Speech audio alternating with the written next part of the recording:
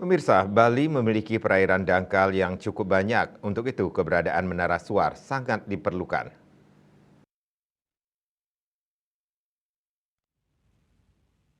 Dirjen Perhubungan Laut Kementerian Perhubungan Antoni Arif Priyadi mengatakan seharusnya pada satu pulau ada satu suar.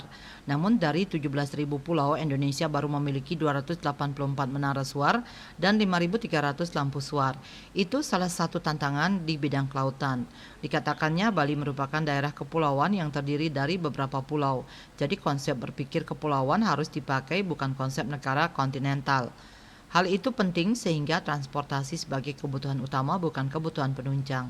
Ia berharap pembangunan menara suar semakin memadai ke depan, sebab menara suar sebagai penuntun. Menara suar sangat penting untuk wilayah terluar. Dengan adanya suar menjadi penuntun untuk keselamatan pelayaran yang menggunakan para pelaut yang ada di atas kapal. Apalagi Bali banyak kedatangan kapal pesiar sehingga menara navigasi sangat diperlukan. Walaupun ada alat navigasi yang canggih, namun juga perlu penuntun dan tidak bisa diabaikan.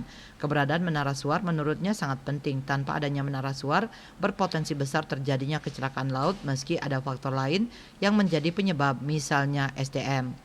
Ia berupaya menjaga agar tidak terjadi kecelakaan laut, tapi hal itu masih terjadi. Contohnya saat kecelakaan di Labuan Bajo, pihaknya langsung melakukan sosialisasi pentingnya menara suar tersebut. Pada 2022-2023 pihaknya membangun fasilitas kenavigasian distrik navigasi tipe A kelas 2 Pelabuhan Benua dengan anggaran 78 miliar rupiah. Cita Maya, Bali Post melaporkan.